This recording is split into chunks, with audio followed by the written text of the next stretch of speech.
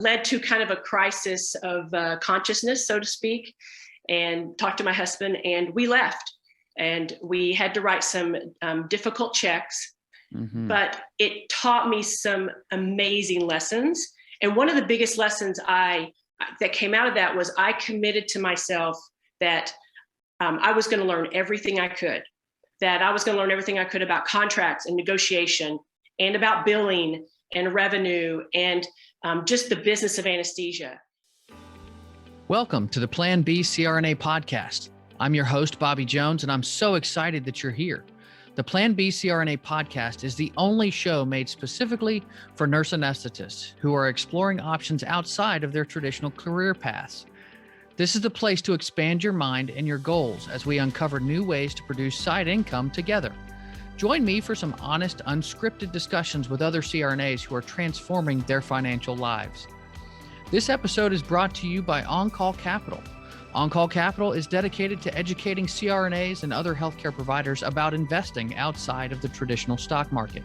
On-Call Capital also provides opportunities for you, yes, you, to create passive income and generational wealth while also lowering your taxable income through investments in the apartment and alternative investment spaces.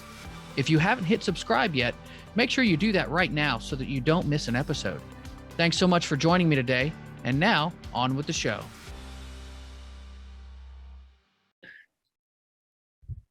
Welcome to another Provider Spotlight episode of the Plan B CRNA podcast. I'm your host, Bobby Jones, and my guest today has been blazing the path for CRNA leaders in corporate America.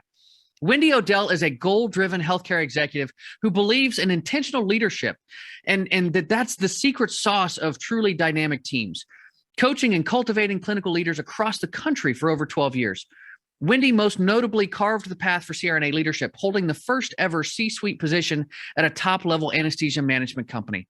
In her recent role as Executive Chief Anesthetist Officer for North Star Anesthesia, Wendy was successful in transitioning over 100 clinical teams through the complexities of healthcare delivery, corporate-level integrations, and creating patient-centric cultures of excellence.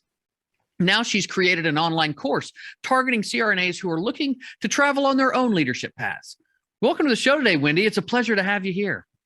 Thank you so much, and I appreciate your invitation. It's been great to connect with you, get to know you a little bit. Absolutely, absolutely. Well, let's talk about leadership. I want to know, have you always been a leader, or was it something that was influenced more by some of your naval service, or naturally falling into place? Where did it all begin for you?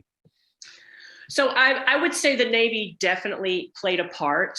I think anytime you are anybody that you've met that's in the military will tell you that kind of structure in the military will kind of gets inside of your DNA, so to speak. But I will say that the leadership piece for me really evolved out of an experience. I think all of us get to some place in our life, usually based on some specific experience that happened.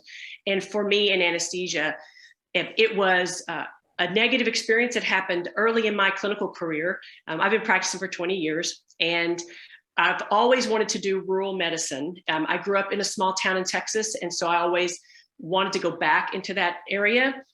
So we did. We went back after my husband retired from the Navy and got a job in a small practice, had one physician, 3 or 4 CRNAs. We all practiced independently. But the mistake that I made was that I signed a contract that I probably read but didn't understand and was very naive. And so what ended up happening was I was in this practice for about 9 months. And within that 9 months, I was working 60 to 70-hour weeks, on call Q4, no post-call days off. And it was really taking a toll on my family. I had small children at the time.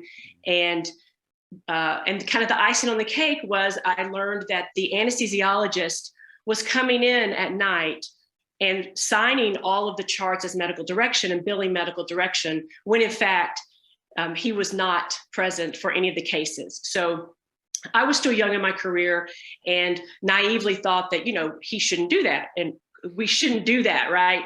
But yeah. But at the time, what I didn't understand was there was a financial incentive for him to do that. I did not understand that in the state of Texas, you get paid less if you QZ bill. So I went to him and said, hey, this is what you're doing, and I don't think that's right. And he said, well, it's my practice, and if you don't like it, you can leave. And so I thought, well, I'm going to leave. And then I realized I was locked in a contract that had some pretty significant financial penalties. And so led to kind of a crisis of consciousness, so to speak, and talked to my husband, and we left. And we had to write some difficult checks, but it taught me some amazing lessons. And one of the biggest lessons that came out of that was I committed to myself that I was going to learn everything I could, about contracts and negotiation, and about billing and revenue, and just the business of anesthesia. And so that kind of jump-started me onto this journey. And once I got started on this journey, doors just started opening. And I think that's for anyone that has an intentional decision to go do something. I mean, think about how we all became CRNAs. We intentionally decided to take this journey, and you set goals and you achieve them. My goal was very selfish because I was wanting to provide for my family. I didn't want that to happen to us again. And so that's how it started. And as I became more knowledgeable and developed more skills around the business of anesthesia, the doors would open for me to kind of step into. And I stepped into North Star, which at that time, 12 or 13 years ago, was a very small company. They didn't have anesthesia management companies back then. So it was one of the smaller companies. I think we were, at my hospital, we were the fourth contract that North Star had. And was what had this opportunity to become part of their leadership team. And so that's really how it started. It started from this one experience where I would unknowingly and foolishly signed a contract that I didn't understand.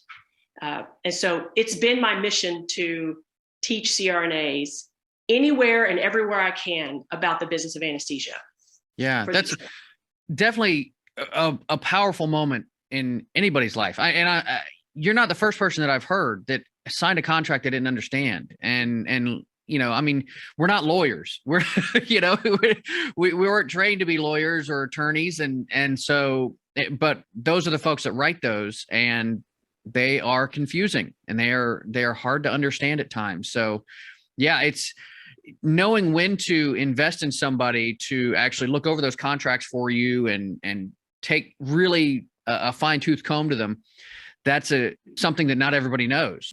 And I mean, I'm fortunate that I didn't necessarily, I don't think I signed any contracts, you know, but I mean, I probably did, and I just didn't read them, and I got lucky. But a lot of folks don't get lucky with that. Well, and the problem is you got lucky because you probably enjoyed your job, right? And but you know, the data tells all of us that CRNAs will typically move into 2 or 3 jobs the first 10 years of their career. And we know this. I think anybody that's listening understands that, you know, working in the anesthesia department, it's like a family, and it has its own culture and its own unwritten rules, its own hierarchy. And you have to find that place that fits your personality, your professional goals, and, you know, kind of how you want to drive your professional career. So you probably, if you loved your job, you probably maybe signed a contract that was fine because you didn't have to leave. It's, you know, contracts are designed for exit. They're not designed for when you want to join a job. They're actually completely written on how do you want to leave a job. And I think if CRNAs understood that, I mean, I think we are getting more and more astute as these companies, or big management companies, are growing and taking over our industry. I think you can see it online on Facebook. People are getting more and more astute into what's in the contract and what's written in those contracts. So, and I talk about it all the time. So it's definitely a skill that we will continue to need education on, both, I think kind of inside of our educational curriculum would be great, but I know that's hard given the time constraints on our education, but definitely something that we need to continue to talk about as CRNAs. Yeah, well, that's and that's always been one of my kind of pet peeves is like, why are we not learning, why isn't that part of our core education, that more of the business of anesthesia? But that's a soapbox I could get on and, and I could be on for a while. So, but I do want to, I want to get back to what you talked about with culture and, everything going on with the pandemic and everything else. It's really hit healthcare providers hard. What have you seen in the years that you were an executive? How have you seen the culture in healthcare change? What I noticed personally in my career was that when I came in, there was a fair balance in my area, in my location of healthcare and business that continued to swing towards business and away from true healthcare. And so I'm wondering if you've seen that same thing happen, in your experiences that are obviously much more vast than mine. Yeah, your answer is correct. And it's been interesting because as I was taking this journey, I was kind of thrust, so to speak, inside of that transition. And so part of I know personally myself as a leader, what I was watching anesthesia companies form, and they're typically, physician driven, or, thankfully there's some CRNA driven anesthesia companies, and some maybe like North Star is a 50-50 founder split. But what's happened is these companies that started small and become medium sized, at some point, it was really after the Affordable Care Act was passed, and there was a lot of mandates in that Affordable Care Act that were placed onto these small to medium-sized groups for capital investments for technology and data and reporting for CMS. And they didn't have the profit margin to sustain those capital investments. And so that was the kind of impetus for why these groups went shopping to private equity. And happened with North Star as well. It wasn't, we were one of the first ones that sold to private equity, but that was the reason. It was, these groups need technology investments to report all of these metrics out now for, it was meaningful use, and now it's MIPS and MACRA, all of these data points. And that's millions of dollars of integrated technology. And the anesthesia space only really enjoys about, at the most 12 to 15% profit margins if you can really squeeze the juice, so to speak. But so you don't have that capital and liquidity laying around. Mm-hmm. And so went shopping for private equity. And so now here I was in my leadership journey, trying to learn, not just being a clinical leader, which I felt like I was pretty decently good at because I was a clinician at heart and I knew how to navigate my way through hospitals and administrations, but then taking on the private equity piece, that corporate leadership piece, they have completely different priorities. And then how do we integrate the profit margin and the EBITDA priorities that they have to their shareholders inside of the clinical team and clinical outcomes and patient outcomes. And I'm not sure that it has been done very well. I think just your one story, you're one of hundreds of stories of where private equity comes in and you see this business push aside, really quality patient outcomes in the name of efficiency, in the name of what you said, cover customer service. But it's the necessary natural transition when a group goes to private equity and needs capital liquidity. In exchange for that, you've got to be able to pay that money back with interest, so to speak. Yeah. So there's just more shareholders that you have to, more people you're beholden to, in essence. And so I guess that has had a large part of, you see the graphics out there that, or the graphs that show the increase in middle management and the rather flat line of people who are actually frontline providers. And that number of middle management has just skyrocketed. And the number of healthcare providers that are on the front lines has remained relatively steady. So, that tells people, wow, why don't we just take some of that middle management, put them on the front lines, then we can actually provide better care.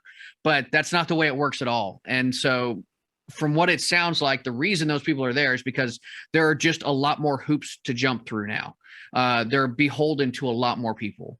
Yeah, there are. And that's why, in my opinion, based on my experience, what I found that worked the best was having an integrated, even middle to senior management team that at a minimum, 50% of those teammate members, leaders had to be clinicians. Mm-hmm. Okay.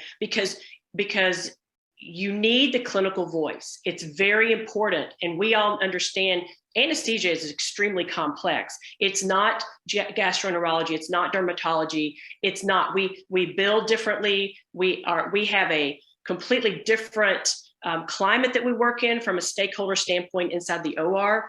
And so having those clinical leaders at the table, sitting next to private equity and corporate leaders is vital if you want to have really strong positive outcomes. Unfortunately, we as clinicians in our anesthesia space, we're high wage earners. And so to bring those individuals into clinical leadership away from the OR, where there's no longer revenue generating your high wage, it creates a strain on these private equity firms, because it's really hard for them to rationalize why you need to all be at the table. And so that's why if you're CRNA paying attention, you have seen this landscape shift from, this, for instance, in the middle of right as COVID was hitting, there was a transaction that happened with Mednax and Napa. Those are two big companies, anesthesia companies. They kind of came together, so to speak. Okay, Mednax was kind of swallowed up. A lot of the reasons why these things kind of go away or get swallowed up is because the financials tilt in the negative direction. Because once again, there's not a lot of profit. And when you get too corporate heavy, okay, on the overhead, you're going to tip over. And so what happens is they will be bought out by another company that can hopefully balance them back out. So Napa's job is to kind of balance everything out again. But once again, the best way for success is you've got to have CRNAs and anesthesiologists. You can't just have anesthesiologists, and you can't just have CRNAs.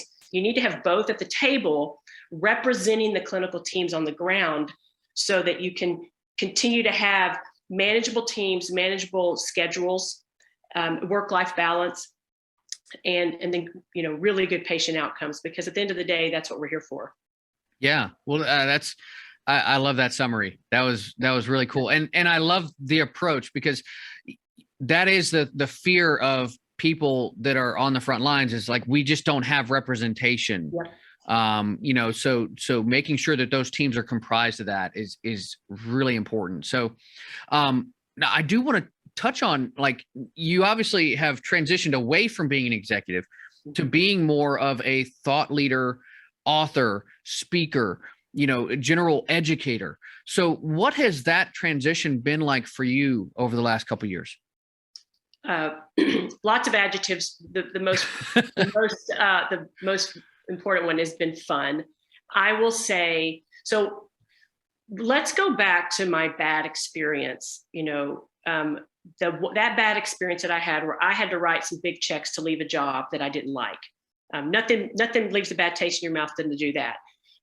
One of the commitments I made to myself at that time was I would never take a job I wasn't willing to walk away from. Now, that seems great in theory until it's time for you to walk away, right? And that comes down to kind of your core values and beliefs as a person. And so there was a lot for me. I had to kind of dig deep into, like, who am I and what am I going to stand for? And then over the years, as I got into leadership and really had to navigate, not just all of the business side that was coming at me, but also how am I going to grow into all of these, next level, places that I need to be going as a leader. There wasn't a class that I could take, and there wasn't one place that I could go to grab all the tools and the tactics that I needed to become a better leader. I had very good bosses. I was hired by Andy Dameron. She was a very good mentor for me. She laid the foundation for who I needed to be as a clinical leader. She is now the chief anesthetist officer over at Sound Anesthesia and is going to do a great job there. She did a great job at North Star. She's going to do a great job over there. But that foundation was laid. But even Andy had to go. We didn't have one place to go find really strong clinical leadership development. So as I was building my leadership position, I was having to build my leadership curriculum as well. So in some of these conversations I would have with CRNAs, I was always the one that got called that had to go have the sensitive, difficult conversation with a CRNA, typically around performance. And I will say it was 95% of the time, the performance issues were never clinical. I mean, CRNAs are very well educated and we are really, really strong clinicians. It was the majority of the time, it was around, character and behavior. And what I learned as a pattern over time is people are unhappy. When people get unhappy, it comes out in their work. It comes out at home. And so I would always start that conversation with, let's talk about if you're happy or not. And that would very quickly lead to solutions. And so I would tell these CRNAs, you should never wake up and and dread going to work. If you're waking up dreading going to work, you need to do something different. And so coming out of COVID, I realized I was waking up and not wanting to go to work. And I was realizing that, and my team was realizing that. And I knew at that point that, here I was now having to take my own advice, right? That I had been giving out to people to help people get into a better place. And so it was at that point that I realized, okay, it's this season of my time is over. My soul is telling me to go do something else. And that was how the transition started. And it wasn't easy. It was hard. When you help build a company from 75 contracts to 200, and you build 200 CRNA leaders, there's some sadness to it, but it was immediately very peaceful. I got a lot of rest. I was burned out. Didn't realize the burnout. I was helping people through COVID as well, during 2020, and it was my turn. And so during that rest, those 2 months, I took 2 months off. I thought to myself, what did I need as a clinical leader back when I was starting? What would have helped me? And that's how this kind of curriculum was born that I have developed. It's taken me a few months, but I've developed a curriculum for clinical leaders who want to either start their clinical leadership or be a better clinical leader and kind of start that journey into leadership, because we need clinical leaders. We've got to have more CRNAs in leadership. And so this is not a corporate sponsored leadership course. I've taken many of them. They're great, but I always walked away needing more very tactical things that I could use in my toolkit to be a better leader. So that's what I've been working on. In addition to consulting and still mentoring leaders. They call every week. I talk to them every week, give them advice, help them on their way. So that's kind of where I'm at right now. Fantastic. Well, and that's not the only thing you've really kind of gotten into. You've gotten into some other outside ventures as well, from what we were discussing, and so I would love to hear more about some of that stuff too, because obviously this course is a wonderful thing, and we definitely need more leaders, but that's not all you're about. And that's not all any of us are about. We're about so much more. So I'd love you to go into some more of that. Yeah. So part of, when you're in leadership, and I think they might do this now in all of the doctorate programs, at least I hope they do. They did in mine. I went to Baylor, and, as a leader, you typically take a lot of these assessments, right? Skills assessments, strength assessments to find out kind of, who you are as an individual and how you can contribute. So I've always liked Strength Finders. It in my opinion, of all of them, kind of the quickest way to see what your strengths are, what your weaknesses are, and then to really kind of move in those directions of your strengths. So I say that because my top strengths have always been, I've taken strength finders for years, but my top strengths are I'm an achiever, I'm an intellect, and I'm a learner. So I read insatiably, I learn.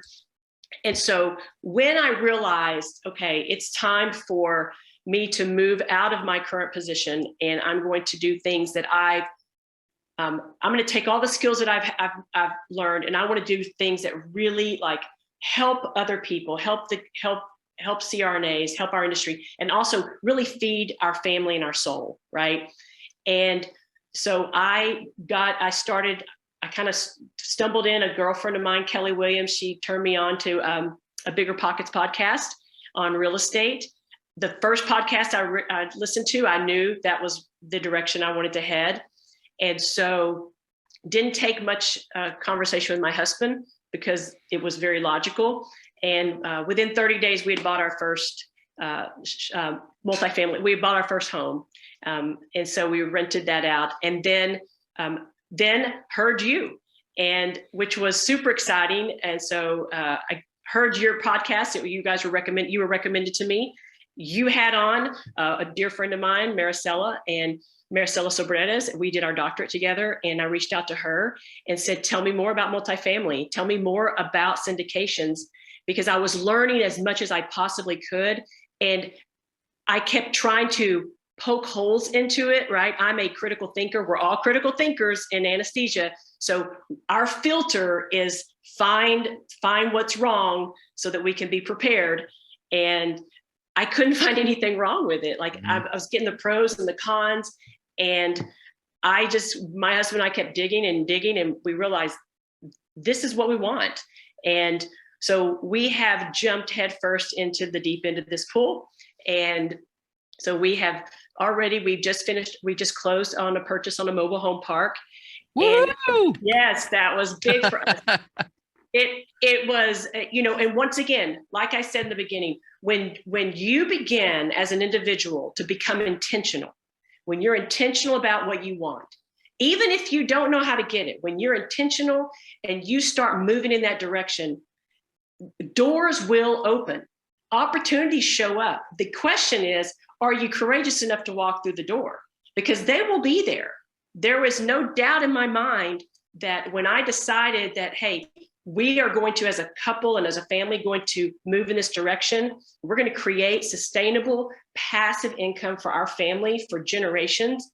That door opened, and we were not only able to start that journey very quickly, but we also were helping other people. We helped a Navy veteran who was retiring. He was in his 80s, and he had been trying to figure out how to sell this mobile home park for years, but had kept getting the runaround by investors and outside groups. And we understand how this is. Mm-hmm. And when we walked into his world and introduced ourselves, we knew that was the connection. And so we were fortunate to partner with Maricela and Chris, and they are also two Navy veterans. So it was a win-win for everyone. And we helped this man retire in the later part of his life and retire well.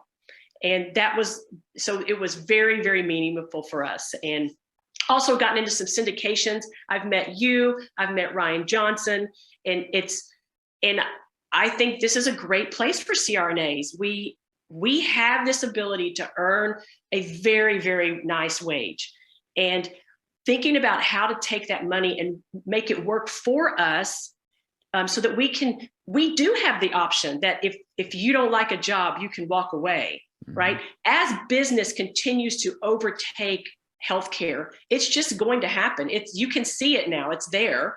At some point, we all as CRNAs are going to have to make a decision. Are we going to continue that journey, which many of us love to do? I still practice clinically, but should we be beholden to that, right? When an anesthesia company comes in and takes over your hospital's contract and you don't like the terms, don't you want to have somewhere else you can move, walk to and go to where you don't have a hit in your income and you can choose? And I think passive investment and syndications and this multifamily space is the perfect place and crypto, of course. But yeah, but for sure, what you're doing and what you're promoting, it's true. I'm all in. I can't. It's been very exciting as a CRNA. And I think that there's a lot that you can apply to, what you're looking at when it comes to multifamily syndications or, any kind of investments that you're looking into where you're investing in a group. How to look at teams and what the most common deficiencies are from your experience as an executive. So you can look at a team and say, okay, well, I see that they're working very smoothly together. There's a lot of, things that are going on positively here, but I would think that gives you a more discerning eye to be able to catch if there's something going on more quickly too. So I'd love to hear how you've looked into that. Possibly.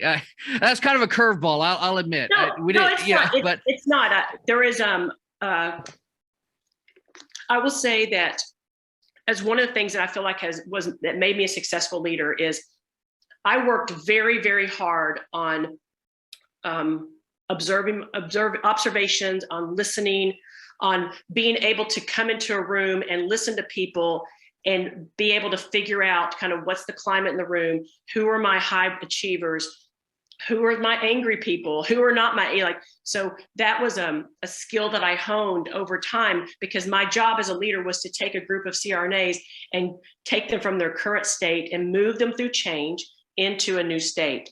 And so it has been fun because I have been able to use my skills in the real estate market, as we're on the phone and I'm interviewing, right?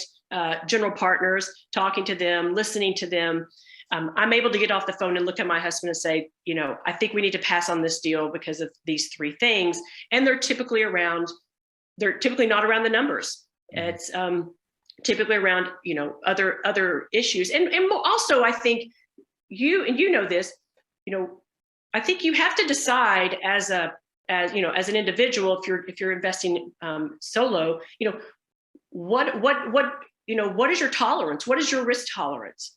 Right. So, for me, getting into this hasn't been hard, but I also know that I have have a conservative risk tolerance. That's just how I'm wired. So I need to get into projects that don't need a ton of capital improvements. I grew up in construction. My father was a general contractor. So I have an experience where I can see capital improvements going over budget a lot, right? So very true. Right. So until I get more comfortable in this multifamily space, I'm choosing projects that tend to not need that much capital improvements. Now, that may mean my multiple looks different at the end, but I'm looking at that risk tolerance, and you hit it on the head. You have to know your team. I think that's one of the reasons why, as CRNAs, I'm starting to see CRNAs enter the space, because we know each other, we understand each other, and there's a trust there just from an educational and industry standpoint. That doesn't mean we're all going to get together and work well together as a team, but it's a really strong starting point so that you can do deals together. I can totally see CRNA GP partners, just all CRNAs, doing these deals, time and time again, because we've got the talent and we've got the skill set, and we've got that ability. Think about it. The majority of CRNAs, we have to get along with people, right? Think about that OR and all of the personalities every day. And not only that, we have to look at a patient and within 5 minutes create some trust relationship with that patient. So we have some pretty darn good, skill set, negotiation skill sets that we can utilize in this space as well. Yeah, so. Absolutely. Well, and then in closing, I do want to give you an opportunity to, talk about that online course and how people can get a hold of you. And, this has just been such a great conversation. So many, I want to kind of keep it going, but it's like, I got to respect your time. But I do want people to have a chance to get a hold of you and learn more about your online course. Yeah. So my online course right now, it's kind of everything's cooking inside the AANA. The way I've designed this is completely different, because I've gone through several iterations of leadership courses, not just through, not just attending them, but also designing them, developing them through North Star, using consulting groups and other companies, which has always been a great experience. But I designed this for the CRNA. Okay, so I made this online, so it's going to be online. I respect CRNA's time, and this will be an online course that the CRNAs can actually begin working on their own time. And so there's no like start and stop. You can move through this curriculum. So it's going to be video-based curriculum with some worksheets. And these worksheets are designed not to regurgitate the content. These worksheets are designed to really work on you, the person, talking about your limiting beliefs, helping you understand how to set goals. And so each worksheet is actually working on you, the person. So even if you never pursue leadership, you'll be a better person for the content that's out there. And then there will be mentoring sessions with myself. So you'll have phone calls with me. We'll go over the content, ask questions, and just get some guidance and leadership. I'm doing that already on the side. That's something that I love to do naturally. So it's affordable. Okay. One of the other things that I know we struggle with is that these leadership courses, and I paid thousands of dollars to go to the Harvard courses and all these healthcare courses, $2,000 and $3,000 and $4,000. And, it's got to be affordable. So my course is well under $1,000. It's going to have 15 CEUs attached to it. So there will definitely be credits that you can obtain, because I think that's important for CRNAs as well. So you're going to get your credits. It's going to be affordable. It'll be on your own timeline. And then, I would love to see, my big goal, if I had a big goal, magic wand, I would love to see this curriculum put inside of educational curriculums. We need to get leadership while we're being educated. Our physician colleagues are ahead of us here.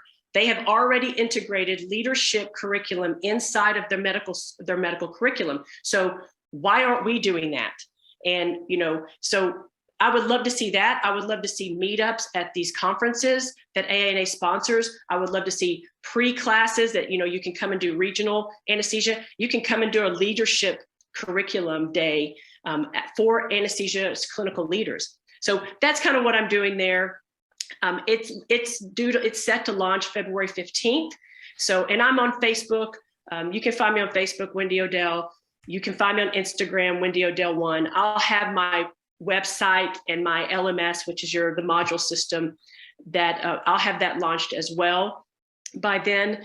But just kind of everything's cooking at AANA. And so I want to make sure I get AANA's blessing before I take off and launch my course. Awesome. And I'm writing some of these things down so I can put them in the show notes. So I definitely want to give people that opportunity. I appreciate that. This has been such a pleasure to have you. I feel like there was just wonderful nugget after nugget after nugget of things that you were saying. And I'm kind of blown away. It's awesome to hear you talking and to have gotten to know you a little bit over this conversation. Well, Bobby, I appreciate you. And once again, like I told you before, but I want to tell you, and don't you edit this out, mister,